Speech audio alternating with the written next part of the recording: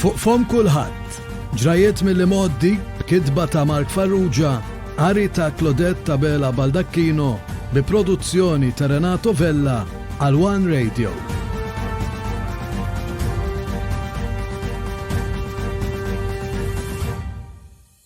Fl-episodju tal-lum ser nittrattaw 4 delitti li l-kol seħħew fi frar tal-1988. Delitti li twettqu mill-istess persuni u għalhekk dan huwa meqjus bħala l-ewwel każ ta' serial killers f'Malta. Delitti li kienu fuq fom kulħadd. Sunrise, the people of Iraq were on the streets celebrating the end of a conflict that has claimed up to 1 million lives. 1988. Fawissu jidħol fis-seħħ ftehim ta' waqfim mill-ġlied wara 8 snin ta' gwerra bejn l-Iraq u l-Iran. The fine points will be argued by politicians. The people are just happy it's over. It's really a great day. We wait for that from a long time. We all fine and we love the peace always. Even as cannons boom. Fawissu wkoll fil-Pakistan. Osama bin Laden waqqaf l-organizzazzjoni terroristika Al-Qaeda.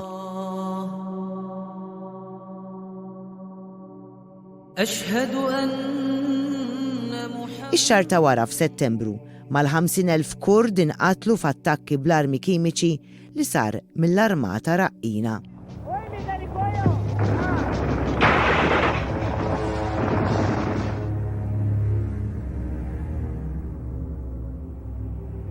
F'Ottubru Mikhail Gorbachev sar il-kap tal-Istat tal-Unjoni Sovjetika waqt li f'Diċembru Benazir Bhutto saret Prim Ministru tal-Pakistan, l-ewwel mara f'pajjiż Iżlamiku.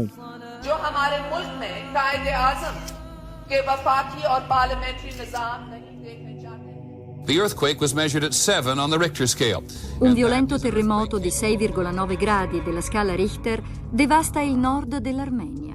F'Diċembru wkoll terremot fl-Armenja qatel mal-50,000 persuna waqt l-isplużjoni fuq ajruplan tal-Panam li kien qed jivvjaġġa fuq ir-raħal Skoċċiż tal-Lockerbie ħallit 270 vittma.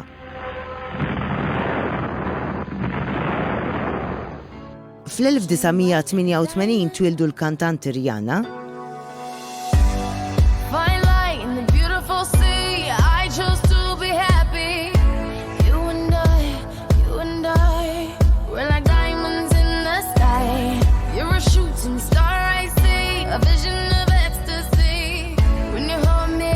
u Adele.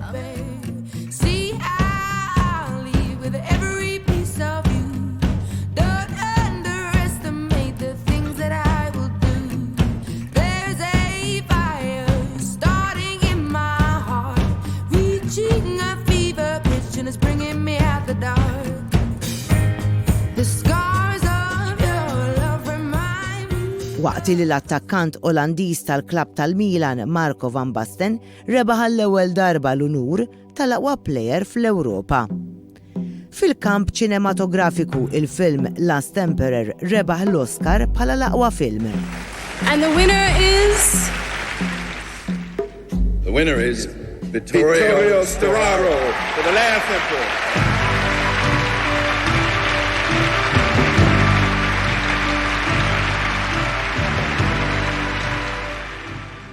F'Malta l-1988 tibqa' mfakra għal dak li ġara f'medda ta' ftit jiem matul ix-xahar ta' frar.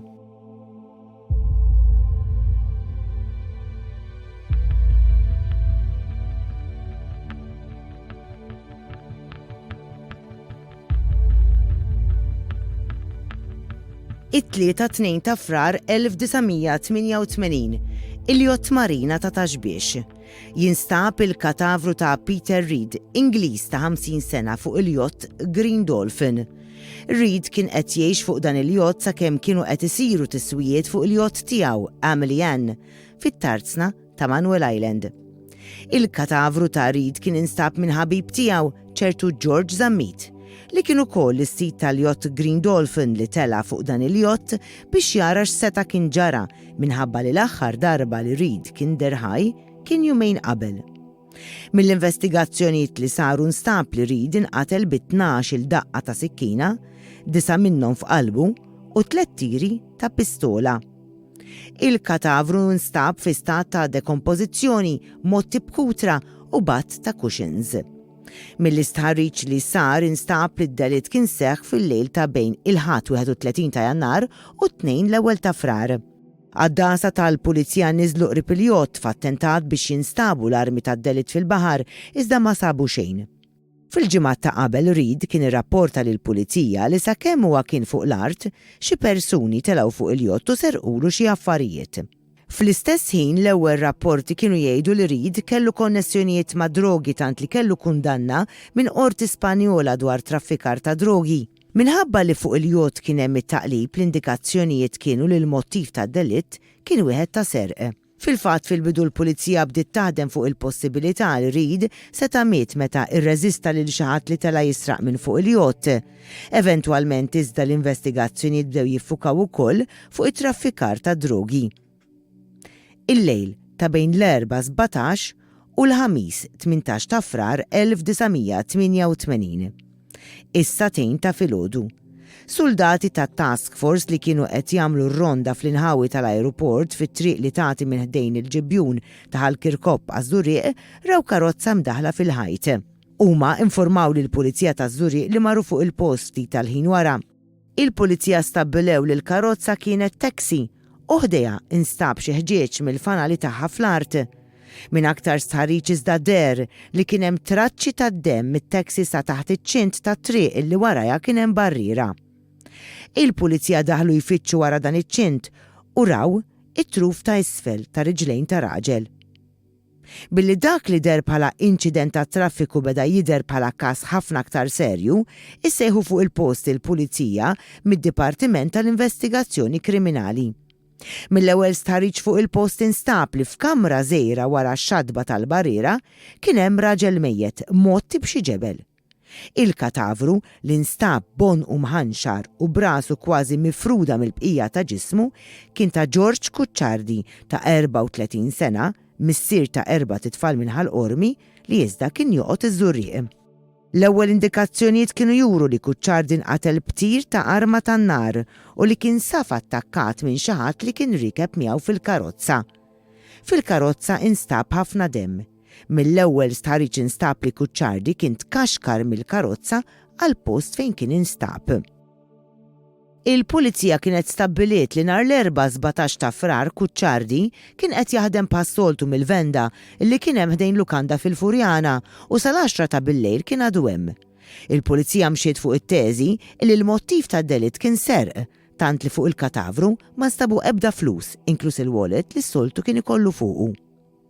Waqt li l-pulizija kienet għaddejja bl-istħarriġ dwar id-delitt ta' George Kucciardi, għal ħabta tal-10 ta' filgħodu tal-ħamis 18 ta' Frar, il-Pulizija tal-Belt Valletta kienet informata li minn taxi li kien hemm taħt siġra fl-Askar Iżdiċ kien jidher li ħireġ xi demm.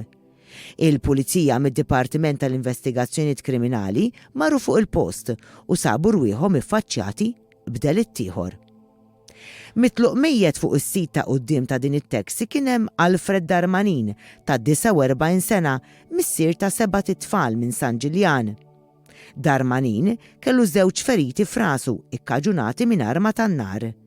It-tir li qatlu tant kien sar minn distanza mill-qrib li l-balla ħarġet minn rasu, spiċċat ħabtet mas-saqaf tal-karozza u waqgħet fuq il-katavru. Ir-riżulta li l-aħħar nies li kienu ma' Kucciardi u Darmanin kienu persuni Arab. Fl-istess ħin il-fatt li ż-żewġ vittmi kienu sewwieqa tat-taxis u l-fatt li kien hemm biss ftit sigħat differenza bejn qtil u ieħor għajjem suspetti fost il-pulizija li l-qattila setgħu kienu l-istess fiż-żewġ delitti. Dan kollu wassal biex il-pulizija ġabret numru ta' persuni Arab u wħud minnhom inżammu għal aktar stħarriġ. Min dan l-istħarriġ il-pulizija stabbiliet li l-kalibru tal-balla li bija nqatel Alfred Darmanin kien l-istess bħal tal-balal li nstabu f'ġisem Peter Reed. Fit-tfittxija f'guest house fit-triq San Nikola fil-Belt Valletta fejn kienu qed jgħixu 3 Tuneżini instabu ħwejjeġ mċabsa bid-demm. F'kamra fuq il-bejt il-pulizija sabet pistola, kaxxa bullets u sikkina mċabsa bid-demm. Minn dan l-istħarriġ il-pulizija sabet ukoll passaport ta' żagħżugħ Franċiż ta' 21 sena. Lavarlet Guillaume André Michel, li kien ilu rrappurtat nieqes għal madwar ġimgħa. Il-ġimgħa 19 ta' frar 1988, il-pulizija mejjuna minn bugħaddasa ta' Task Force bdiet tfittxija fil-baħar viċin il-pixkerija fil-Belt Valletta għal katavru ta' żagħżugħ. Għal-bidu l-katavru ma nstabx iżda l-għada, is-sibt żewġ pulizija li kienu qed jagħmlu r-ronda lemħu xi ħaġa fil-baħar li wara rriżulta li kien il-katavru tal-Franċiż. Fit-tfittxijiet li saru f'shelter viċin fejn instab il-Franċiż, il-pulizija sabet fost l-oħrajn il-passaport tal-Ingliż Peter Reed. Sa dan it-tant il-pulizija stabbiliet li żewġ Tunezini li rikbu fit-taxi li kienet misjuqa minn Alfred Darmanin deru mal-istess Darmanin f'ħanut tax-xorb fil-Ħamrun il-ħamis 18 ta' frar kmieni filgħodu. Dawn kienu anke identifikati minn nies li kienu fl-istess ħin fil-ħanut tax-xorb. Is-sibt 20 ta' frar, żewġ żgħażagħ Tunezini ta' 26 sena, Mosbah Mohsen Ben Ibrahim u Ben Ali Wahed Ben Hassin, jitresqu l-qorti, akkużati bl-4 delitti.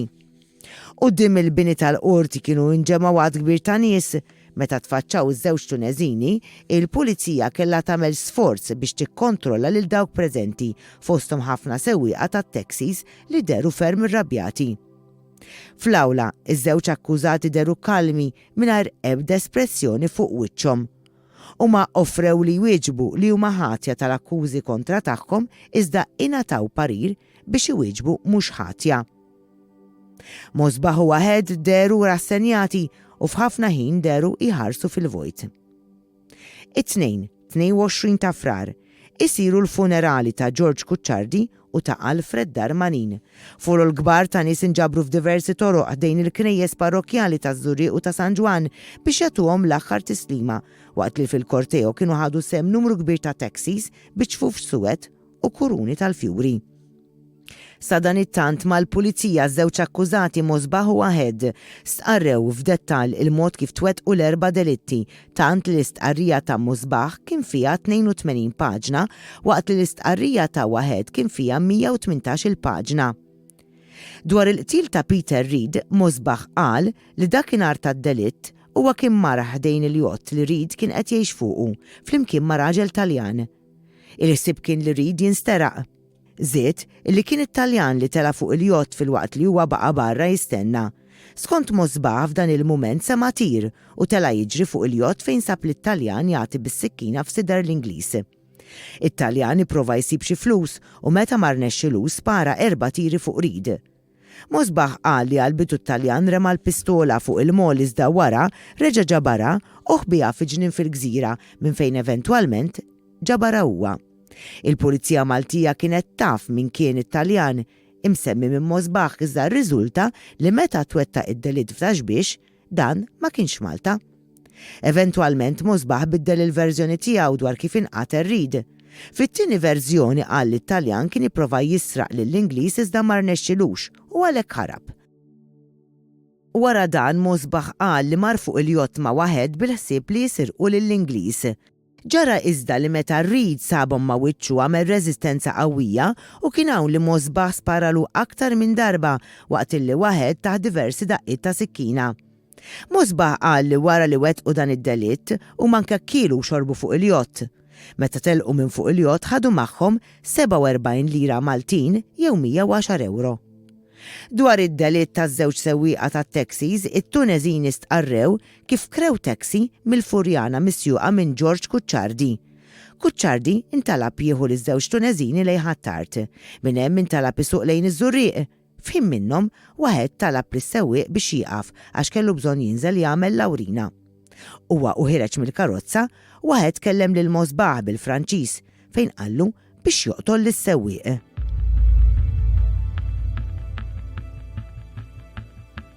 Kien hawnhekk li Mosbah spara lil Kucciardi.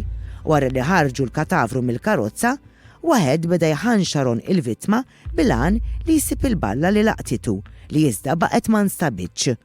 Huma radmu lil Kucciardi bil-ġebel u telqu minn fuq il-post. Minn fuq Kucciardi iż-żewġ Tunezini serqu 80 lira jew 186 euro. Arloġġ u ċurkett. Miżduriq Mosbaħ u Wahed mxew sal-imsida minn fejn qabdu taxi misjuqa minn Alfred Darmanin. L-ewwel marru l-Gżira, wara marru l-Ħamrun fejn anke niżlu jieħdu xi ħaġa flimkien ma' Darmanin minn ħanut tax-xorb, imbagħad ittieħdu l-isla. Fit-triq lejn il-Belt Valletta repeta ruħu l-istess metodu kif ġara fil-każ ta' Kuċċardi. Is-sewwieq intalab jieqaf għaliex wieħed minnhom kellu bżonn jagħmel lawrina u f'dan il-mument inqatel Darmanin b'tiri ta' arma tan-nar. Minn fuq nsterqu 180 lira jew ftit aktar minn 400 euro. Dwar iż-żagħżugħ Franċiż kien stabbilit li dan kien ġie Malta qalb tala u kien qed jorqod barra fi sleeping bag kull fejn kien isib ftit tal-kenn. Il-ġimgħa 12 ta' frar iż-żagħżugħ mar jorqod forfa taħt il-barrakka ta' isfel. Iż-żewġ akkużati iltaqgħu miegħu hawnhekk. Mosbaħ qal li l-ewwel huma kielu xorbu flimkien miegħu u immedjatament wara huwa stess sparalu qatlu. Imbagħad poġġew il-katavru fl-sleeping bag tiegħu stess, rabtu ġebla magħha u għadbuh il-baħar. Min għandu serqu ftit anqas minn 100 lira Maltin jew 230 euro. Mosbaħ u Wahed inżammew taħt arrest preventiv għal madwar 4 snin.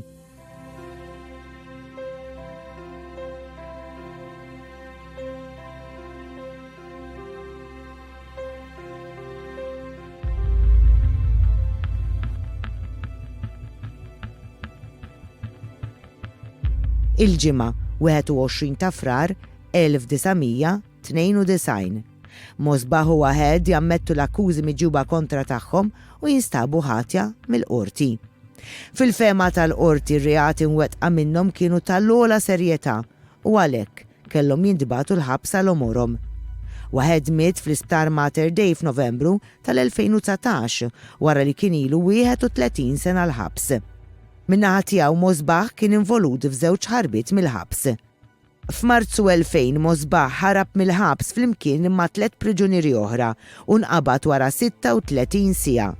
F'Diċembru 2004 mbagħad kien ipprova jerġa' jaħrab iżda kien inqabad wara li kien għadu fil-binja tal-ħabs.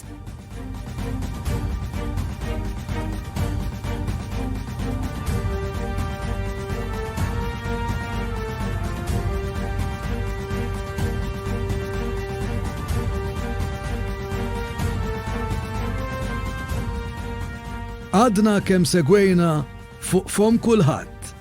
Ġrajiet mill-modi b'kitba ta' Mark Farrugia, ari ta' Claudette Tabela Baldacchino, bi produzzjoni ta' Renato Vella għal One Radio.